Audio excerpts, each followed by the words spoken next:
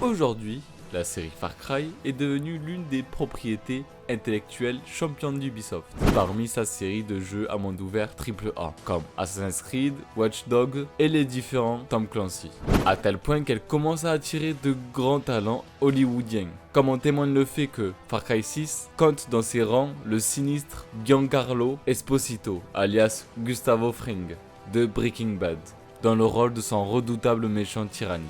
Mais comment sont-ils arrivés là ? Le succès n'est pas venu du jour au lendemain, et ce n'est pas non plus le fruit de la chance ou d'un heureux hasard qui a souri à l'équipe de développement, alors qu'elle travaillait et codait sans relâche pour faire du jeu l'expérience qu'il est devenu. En fait, ce n'est même pas Ubisoft qui est à l'origine de la création du jeu. Aujourd'hui, on va s'aventurer dans la forêt dense du passé et couper à travers les lianes de l'histoire pour apprendre comment Jack Carver, Val et les Trigan ont vu le jour grâce aux espoirs et aux rêves de trois frères turco-allemands et à leur petit caractère avec le personnel de Nvidia. Far Cry a commencé sa vie avec un objectif spécifique en tête. Bien qu'à l'époque où il a été imaginé, il ne s'était pas encore métamorphosé en le jeu que nous connaissons maintenant. Mais nous y reviendrons. En 1999, les frères Yerli de Coburg en Allemagne ont fondé le studio de jeu Crytek, avec les compétences en programmation de Sevat, le plus jeune des frères, et les frères aînés qui apportaient l'effort nécessaire et ont commencé sur ce qui allait devenir le moteur propriétaire de la société, qu'ils ont ensuite baptisé CryEngine. À ce moment-là, CryEngine n'était pas une entreprise, mais plutôt un site web qui servait d'espace créatif, alimenté par le plus jeune du trio. Sevat avait cependant des objectifs ambitieux pour ses jeux, mais surtout pour le moteur de jeu lui-même. Il n'était pas destiné à n'être qu'un outil de plus à mettre sur le marché, pour que n'importe quel homme, femme ou enfant puisse l'appliquer à son projet. Le CryEngine allait pousser les PC à leurs limites graphiques et de performance, notamment en ce qui concerne les distances d'affichage et la finesse des détails des textures, vous permettant de voir les montagnes les plus lointaines à l'horizon et les fourmis rampant à vos pieds avec une fidélité tout aussi magnifique.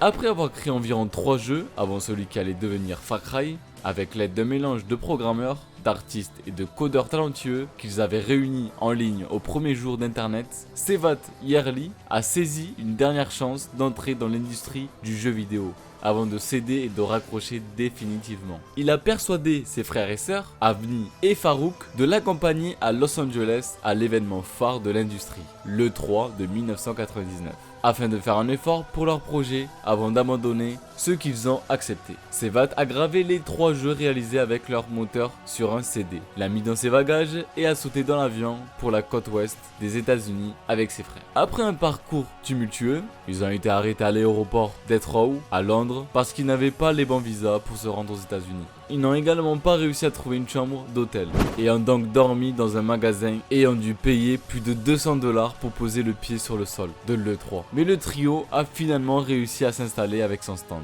Cependant, l'intérêt des développeurs et des journalistes qui ont participé à l'événement pour ces 3 Européens inconnus se situait quelque part entre minime et inexistant. Après une expérience aussi ardue pour atteindre le lieu de l'événement, Sevat a atteint son point de rupture et a craqué alors qu'il parlait à un employé du stand de Nvidia. Dans une interview accordée à Polygon, il se souvient avoir dit « Pour l'amour du ciel, nous venons d'Allemagne, vous devez regarder notre démo ». L'employé de Nvidia en question a accepté.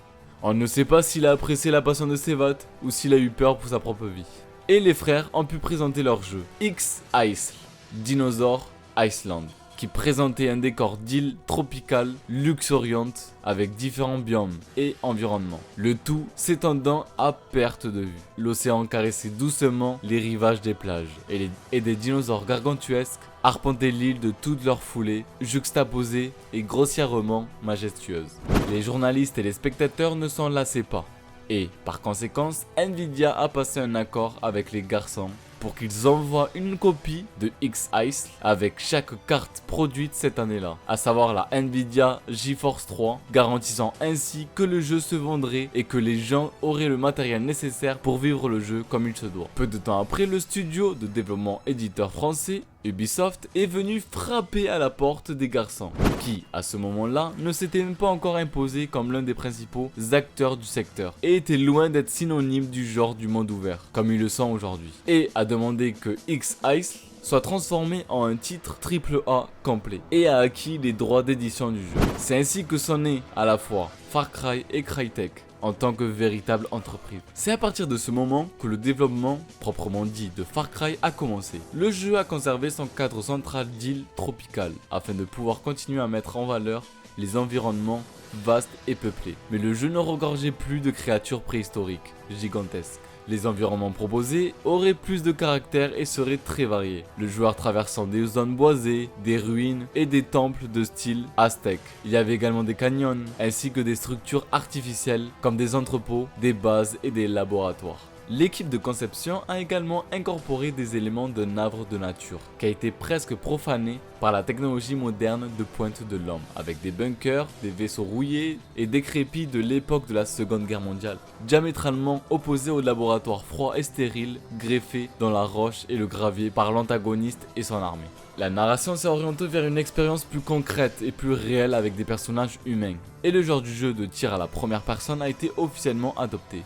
Mais l'équipe souhaitait conserver une approche ouverte de l'exploration et laisser aux joueurs la liberté de choisir son mode d'interaction avec les ennemis et l'environnement, le cas échéant. L'intrigue du jeu est finalement devenue l'histoire d'un ancien soldat des forces spéciales, Jack Carver, qui a commencé une nouvelle vie en affrétant des bateaux dans le sud du Pacifique, après avoir été engagé par une mystérieuse journaliste nommée Valérie Constantine pour l'emmener sur une île isolée de l'archipel Micronésie. Son bateau est détruit et il dérive vers une île voisine.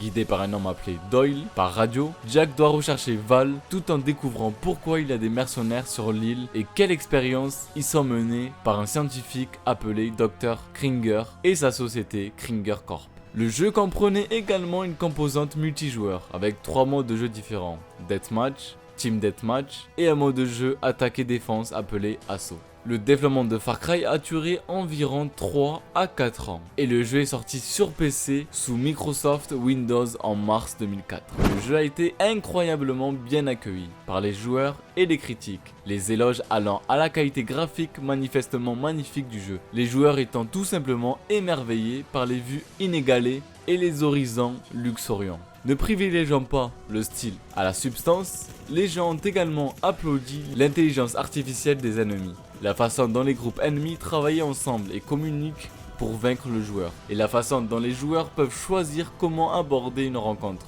que ce soit en se faufilant dans un campement ennemi comme un ninja ou en lançant un assaut total avec les armes. De nombreuses revues de jeux vidéo, dont de grandes publications et des sites web comme Edge, Eurogamer, IGN et PC Gamer, ont attribué à Far Cry des notes respectives de 8 sur 10 jusqu'à 95%. L'opinion unanime de toutes les parties était que Far Cry avait été un succès retentissant pour Crytek. Et les chiffres de vente ont également itéré et reflètent cette louange rayonnante.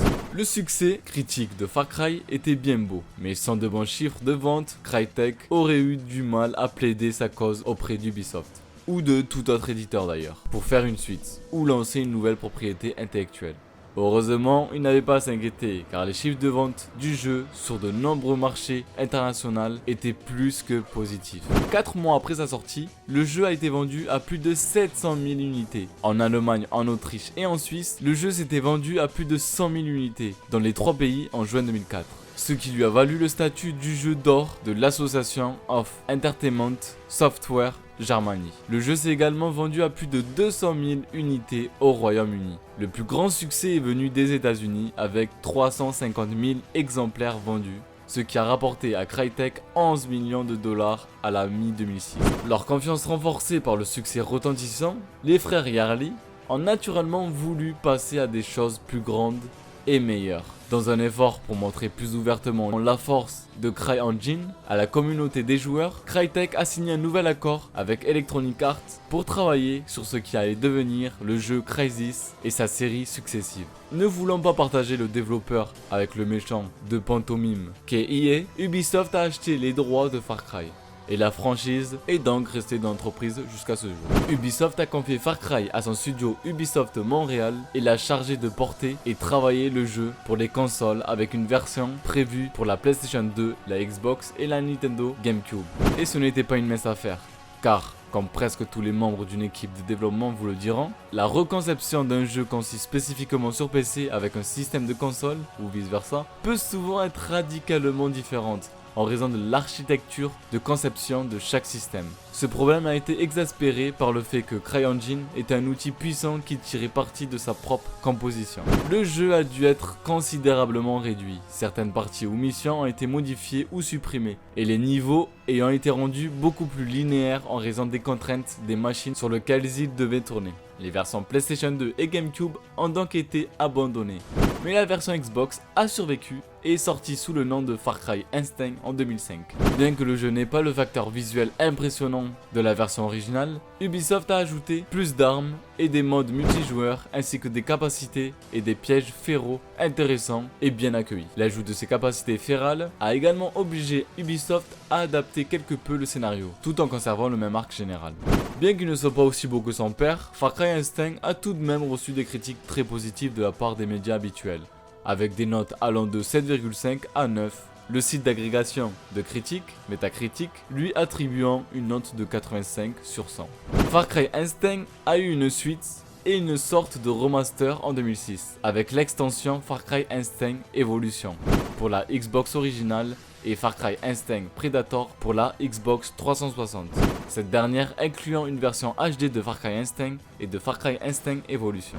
Enfin, en 2014, Ubisoft a sorti Far Cry Classic sur le Xbox Live Arcade et le PlayStation Store pour la Xbox 360 et la PlayStation 3 respectivement. Ces versions étaient des remakes HD du Far Cry original, mais cette version utilisant le Dunia Engine créé par Ubisoft pour le développement de Far Cry 2. Et malheureusement, il existe une adaptation cinématographique du premier Far Cry, réalisé par Uwe Boll, et c'est exactement ce à quoi on s'attendrait de la part de l'infâme cinéaste si l'on connaît sa réputation. Voilà donc l'histoire du premier Far Cry. De quelques frères allemands poursuivant un rêve, est née l'une des séries de jeux vidéo modernes les plus connues, qui se poursuit encore aujourd'hui.